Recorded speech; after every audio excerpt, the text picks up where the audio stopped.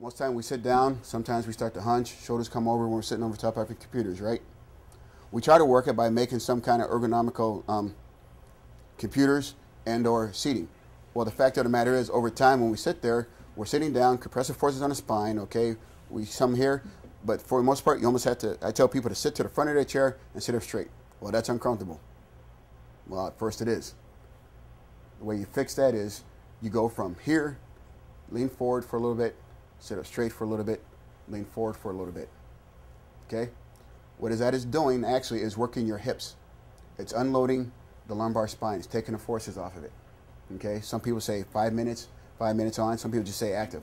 If you can't get into a full range of motion, which is imperative to your mobility and stability, which we'll get into later, okay, it can cause more issues as a time. Kind of like a car.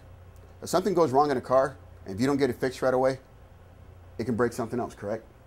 Your body works the same way. If you mess up one system in the body, the other systems will be affected. The joints go opposite of what's supposed to be mobile and what's supposed to be stable. Okay? Way to remember. Your shoulder is what? Look at it. What's it doing? It's moving, so it's mobile, right? Then you go across to your scapula. That is actually, when you pull it back, it actually just stabilizes you. Then you go the next part down, which is the thoracic. That's what? Mobile. Then you go down to the lumbar spine, which is what? Stable. Then you go to your hip. Mobile. The knee, for the most part, is stable. It doesn't only goes pretty much one way with a little bit of flexion side to side. And then you go to your ankle, which is what? Mobile. See, it goes mobile, stable, mobile, stable, mobile, stable. Okay? So when you do your work or your exercising or your activities, you have to keep that in mind, because that's how you can avoid injury.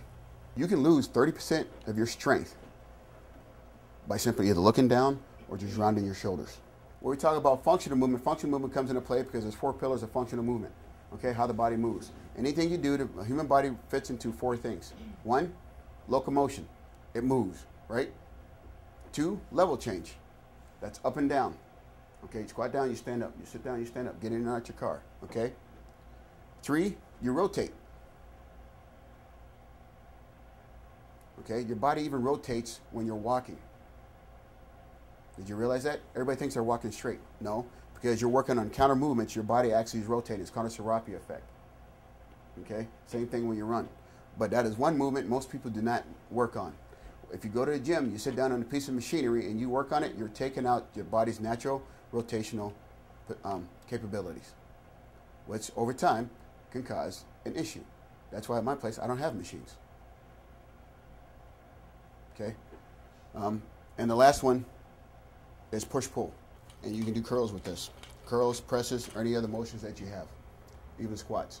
Okay, you just get on it. If you want to step on it, you can step on it here, and curl it. If you want to add more tension, you just twist it. Okay. This little gadget is a belt. This belt allows you to do your cardio, which means if you're stuck in a hotel room, you wrap the belt around you, you put the band around you, put the band in the door, and you can do intervals running in place.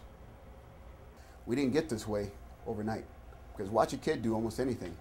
They're correct, especially babies. They'll walk up, stand, and squat straight down and have no problem doing it.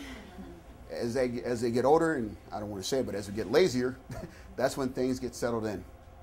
Okay? I mean, as we age, our tissue becomes more fibrous, becomes more dense, and that's when things get stiff, and we try to find an easy way around it. The human body does it. Path of least resistance.